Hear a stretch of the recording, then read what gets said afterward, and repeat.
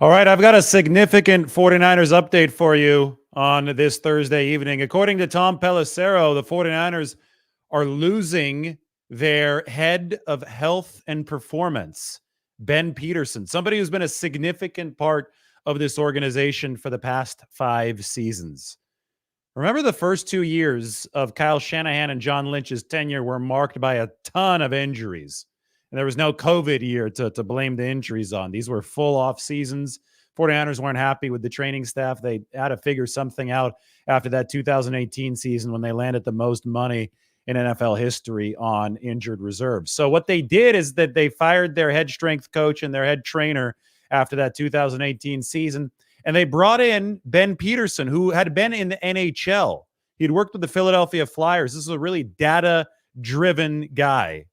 Was looking at sleep, was looking at rest, was looking at very scientific ways to keep a team as healthy as possible. And Ben Peterson joined in 2019, and he overhauled the 49ers performance department structure. So what happened is that Dustin Little, who is the 49ers head trainer, and Dustin Perry, the head performance coach, those are normally two separate departments. Those guys both started reporting to Ben Peterson, who was at the top of the 49ers food chain. And, I wrote about this back when it first all came to fruition in 2019. And my main interviewee was none other than Richard Sherman, because Richard Sherman actually, as a veteran, but also somebody who went to Stanford and saw a similar overhaul, knew a lot about this. Sherman was saying he was coming off his Achilles injury in 2018. He was saying it was like driving a car with a nail in the tire. That was right when the 49ers had made these big changes and had gone to this guy right here, Ben Peterson, the guy who's leaving to the Atlanta Hawks. So he's going from NHL, Philadelphia Flyers, to the 49ers, and now to the NBA. But Richard Sherman had just such a great way of explaining what this new setup would do for the 49ers. And I think we've seen a lot of success ever since Ben Peterson was hired in 2019. The team has been generally healthier. I think you could toss 2020 out the window because there's no offseason program. So that really set guys up to be hurt. The injury rate around the league in 2020 skyrocketed. So a lot of people wanted to blame it on the 49ers new training staff and on Ben Peterson, but I don't think that was fair. Sherman talked about the fact that at Stanford, when he was in college, they also replaced the training staff and they went with a more symbiotic approach, which is exactly what Ben Peterson did when he overhauled the 49ers performance structure. And Richard Sherman said this after 5 months working with Ben Peterson and company. I'm going to toss it up onto the screen right now so you guys can all read this as I go through it. So, based on what he's experienced in the 5 months working under the 49ers new setup so far, does Richard Sherman feel it's similar to the changes he saw earlier in his career? Sherman said, it is. You can feel the separation and conflict when it's in there. When you're going through rehab and you have players going through rehab, there are stages that you go through. And when everybody's not connected, there's not symbiosis, there's not understanding, there's not communication, and there's conflict. There are problems. There are misunderstandings, there's miscommunication. I think that's all been eliminated. So that's the progress the 49ers made when they moved from Ray Wright and Jeff Ferguson, who were the previous strength coach and trainers, respectively, to the setup with Ben Peterson at the top of the structure, and then Dustin Little and Dustin Perry as the trainers and the head performance coaches under Ben Peterson. And they're now going to have to replace Ben Peterson as he's going to the Hawks. So I don't know the reason why Ben Peterson left at this point. Sometimes it can be as simple as he wants to move his family somewhere else. He could have connections over in Atlanta. I don't know the behind the scenes. I'm not going to pretend like those details are public knowledge right now. But the fact of the matter is the 49ers being in training camp in a little bit over a month, they're going to have to get this vacancy filled. They can potentially promote from within. As I said, Dustin Little, the head trainer, has reported to Peterson, and Dustin Perry, the head performance coach, has also reported to Peterson. Or they can go from outside and they don't even have to hire somebody from within the football community, because Ben Peterson did a good job for this team as a former NHL guy, and he's now moving to the NBA. So when we talk about the very scientific way that he approached rest and sleep, remember the 49ers would sometimes start practice significantly later because they wanted to get on the correct sleep schedule. When we talk about the little nuances that Ben Peterson was playing with to try to keep the 49ers as healthy as possible, when we talk about the success that I think they've had over the past couple of years, Christian McCaffrey might be a good example. And it's really hard to really firmly point at any one player or any one thing, because so much of this injury stuff is dumb luck. But you try to improve your odds, improve your probability. And McCaffrey, he was hurt frequently with the Carolina Panthers. He stayed relatively healthy. Maybe a couple things that have kept him out of one game, one meaningless game for the 49ers. He's been very, very available ever since coming over to San Francisco. And it's impossible to say, well, that's because of Ben Peterson and his staff. But on the aggregate, this is a team that was wildly injured in 2017 and 2018. Peterson took over. They stayed healthy enough right away in 2019 to go to the Super Bowl. And they've been to either the NFC Championship game or the Super Bowl in 4 of the past 5 seasons. And the only season where they didn't make it that far was 2020, when the entire NFL schedule was completely disrupted by the fact that there wasn't an off-season program. And it's really, really hard to fairly judge a strength program or a performance coach or somebody like Ben Peterson under those parameters. Over the past 3 years, the 49ers have played 60 games. They played 20 games a season over the past 3 years. So they've run 3 straight marathons. And Peterson, with his recovery formula, with the cohesion that he's brought to the top of the 49ers performance structure, has been able to keep the 49ers functioning and playing well through those 3 marathons. So there's something to be said about that. So now he's going to leave and he's going to be in the NBA. This is reported by Tom Pelissero, and the 49ers are going to have to find a way to fill his shoes. And we'll see what their next move is. This is obviously fresh news right now. We don't have any more details on this front at this time. We do have other news. This is earlier. I already reported this, but I can give you more details. Ricky Pearsall has signed his rookie contract. We'll flash it back up on the screen. This is from Over the Cap. This is the rookie wage scales slotted value for the rookie deal of Ricky Pearsall. He's at number 31. That was his pick number. So that's how big his contract is going to be. $12.538 million with a signing bonus of $5.9 million. As you'll notice here, Ricky Pearsall's salary cap number for 2024 is only $2.3 million. Base salary is low. The signing bonus is prorated over 4 years. This is all fully guaranteed, by the way, which is why it took a little bit longer, because when something is fully guaranteed, there's offset language that can be bartered. So there was some jostling over the offset language. Offset language only comes into play if a player leaves a team before his contract is up. And then you decide who's responsible for the remainder of the money on the contract, the new team or the current team. So offset language is something that can be haggled over. The 49ers and Pearsall's camp haggled over it. They have reached agreement on the offset language. We do not have details of that, but we do have details of the contract. They keep the cap hit at $2.279 million. So I have Ricky Pearsall here at, there you go, $2.28 million. Just simplified there on the decimals. He's not taking up a whole lot of space for San Francisco. This is my annual salary cap sheet, by the way. So Deebo Samuel taking up $28.6 million of 2024 cap space to lead that receiver room. They've got Brandon Ayuk under contract at $14.1 million on that 5th-year option. That plus the franchise tag potentially being used in 2025 represents significant leverage over Brandon Ayuk for the 49ers. So they control those contract proceedings unless he is willing to just straight up sit out, which I would find highly, highly dubious. Then there's Juwan Jennings, whose cap hit they kept down at about $2.8 million this year, and Ricky Pearsall at $2.3 million. So by the rookie wage scale, you can see why it's so cost efficient to draft players. And then if they're good, well, you don't have to sign free agents to pick up slack for them. You can get this kind of production from Ricky Pearsall at cap hits of under $4 million through 2027. So, I mean, will the 49ers jettison somebody like Deebo Samuel after this season if Brandon Ayuk signs a long-term deal? possibly, I mean, you look at what the potential savings can be, and I can open up Debo's contract right now. This is worth taking a look at on over the cap. I think the 49ers haven't decided anything. I think that people who are reporting that they've decided a certain, course of action are not doing this correctly. Mike Silver, I think, does it the best, right? Mike Silver has come out and he said, okay, here are the ifs that the 49ers are dealing with, and they'll take certain paths depending on what happens moving forward. But the main overarching point is that optionality is at the center of what the 49ers are doing. And they've maintained plenty of it here as they move into the 2024 season. All right, so I've got Debo's contract.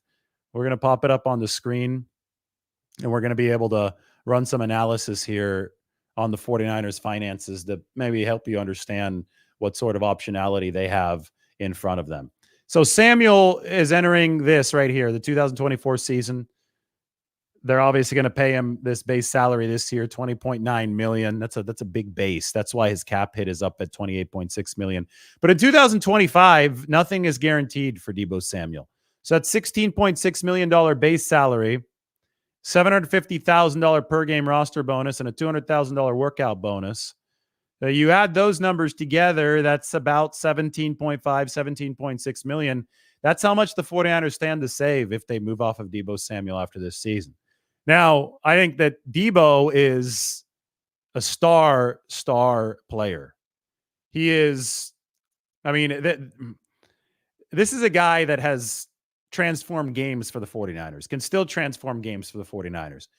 People run willy-nilly with they're going to let Debo go because he's too expensive after this year talk, without remembering that there is actual value in rostering a superstar like Debo Samuel. Sure, the guy can get hurt. Sometimes the guy can be hurt too much for the 49ers to deem it financially efficient to roster him. You can see Eric Armstead as an example of that. But Debo Samuel, so far, it has not fallen into that category. They still think it's financially efficient to have Debo Samuel on this football team. And if he looked like he was in great shape in OTAs. I think he'll be motivated for this 2023 season. Or it's 24 now. If he comes in and he has the type of impact that we've seen Debo Samuel have, and he does that consistently through 2024, even if the 49ers have paid Brandon Ayuk, they're not going to be in the business of jettisoning really good players. And, I've run these cap numbers so many times. I feel that so many people write about the salary cap in these platitudes when they don't understand the finances. If you actually look at what's going on, the cap is rising every single season due to spiking NFL revenue because it's tied to that. And the 49ers are surfing that wave. They've actually been very financially responsible because they haven't paid B-list players exorbitant amounts of money. They've only paid their A-listers. And you get your ROI, your return on investment in A-listers. So Debo, I think, can fit in the 2025 books, even if Brandon Ayuk is on the 2025 books, even if they have to sign other guys. Brock Purdy, obviously, is the looming massive contract. But the way that the 49ers have pushed these cap hits into the future on a zero interest type loan proposition, because that's what you do when you restructure contracts. There's no penalty for moving the money into the future when the cap is higher. It's flow control. They're letting water out of this year's sink and they're pouring it into other year's sinks. The way that the 49ers have done this, they can retain this core as long as they're paying players who are delivering financial efficiency. And trust me, Ricky Pearsall is in line to give them some financial efficiency. And somebody like Debo Samuel, I'm not so sure that he won't be financially inefficient or won't be financially efficient for the 49ers in 2025. This guy's a track record. So let's cross that bridge when we get to it. Today, the 49ers did what they had to do. They finally agreed to terms with Ricky Pearsall. This is what the contract looks like. They didn't have a lot of wiggle room. It was preset by the rookie wage scale. I think that the more pressing order of business now for the 49ers is to find somebody to replace Ben Peterson because he had a big impact on this football team. I'll drop the link to this article with Richard Sherman explaining what the strength department and the training department looked like under Ben Peterson. This is from 2019 after the 49ers first implemented these changes. I think Sherman did a really, really good job explaining them. But the track record is the track record.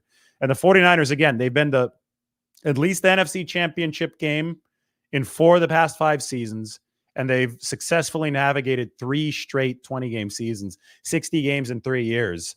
I think that's a good resume for somebody like Ben Peterson, who's, at the top of that 49ers power structure, or was at the top of the 49ers power structure when it came to health and performance. He led both departments. I thought that the track record really spoke for itself. The 49ers were able to get that symbiosis in the training room, that symbiosis amongst the strength coaches and the trainers, and they were able to operate in a way that allowed them to withstand the marathon beating that they took over the course of the past half decade. So we'll be watching who the 49ers potentially hire here very, very closely. If any of you have questions, now is going to be a good time to ask them. I'm going to move this to a 49ers Q&A.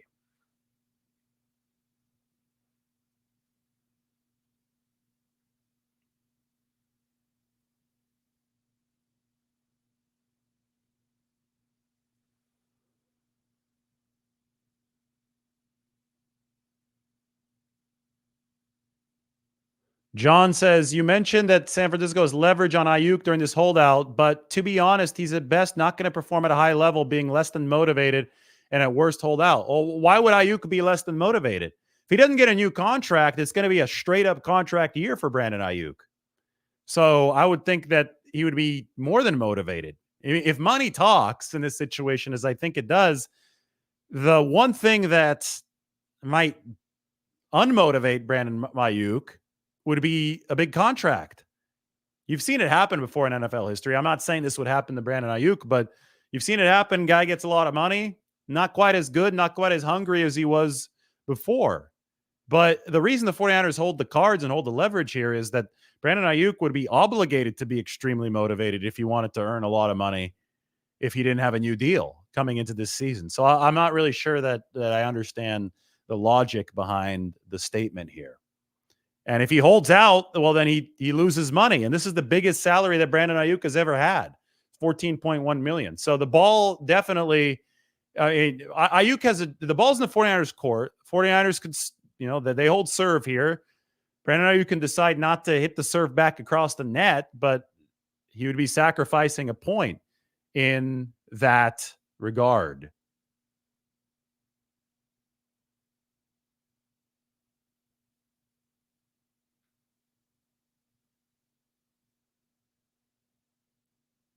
Brandon Ayuk wants money. I don't think he'll be on the team. It's not up to Brandon Ayuk whether he's on the team or not. That's up to the 49ers. He's under contract, right? They picked up his 5th-year option. He's under contract for 2024. The team can extend that contract through 2025 with a 5th-year option. So many people are acting like this is Brandon Ayuk's decision. It's not Brandon Ayuk's decision. If he can decide to hold out, but again, he doesn't get his money in that case. If this all comes down to money, which it almost always does, I can't think of a time when it didn't in these contract negotiations, then ultimately the 49ers hold the cards.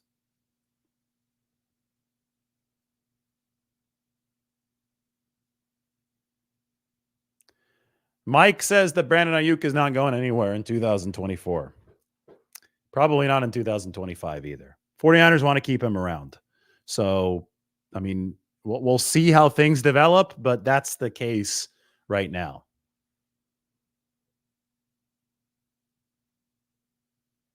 Any questions about Ben Peterson? Any questions about what the 49ers are going to do at that head player health and performance position?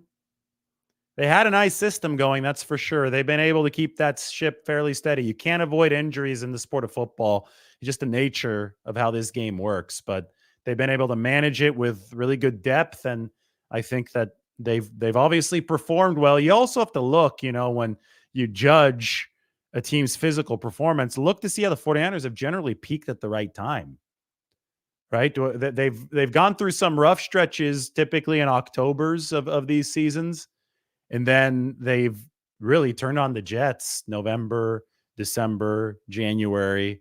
When the calendar turns to the months that actually matter in the NFL, the 49ers have looked physically overpowering at times. And I think that makes this Ben Peterson situation a significant one.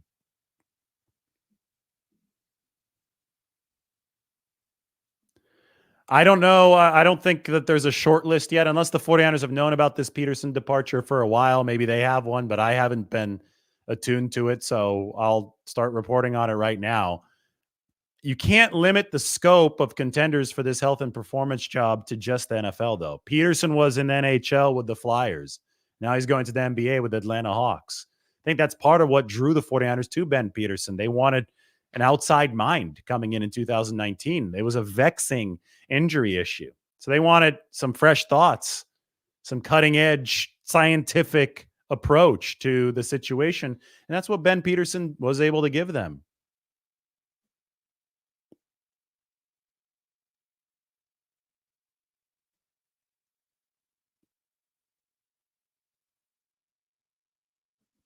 I highly doubt that any players would take over for Ben Peterson. I mean, this is the guy that was looking at things very scientifically from a sports performance aspect, not from a player aspect. He's not a former player. I'm sure he played sports at some point, but this is not your regular coach's job. This is a performance job, and the way that professional sports have gone now, you're almost looking for a scientist in this type of role. And Ben Peterson, in many ways, was one with the way that he was able to combine those different 49ers departments and then maximize performance for the 49ers using really scientific methods.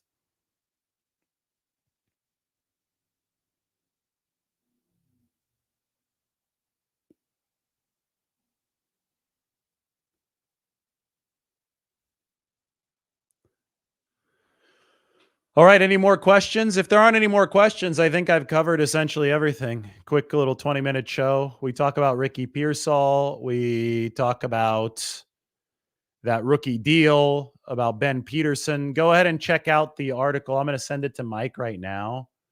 Mike, I'm WhatsApping you the link. If you can toss this into the description, you can sign up for the Athletic. I think it's good retroactive reading just to understand what the 49ers are going to be looking at when they attempt to replace Ben Peterson. So, everybody, thank you for joining. It's been fun. Quite a lot of news this week, given the fact that it's June 20th, but we'll cover it as detailed as possible. So I don't think you're getting this level of detail anywhere else about the 49ers head of health and performance, but that's what I do. I like to dive deep into this. So hit that subscribe button and hit the like button. We'll talk to you really, really soon.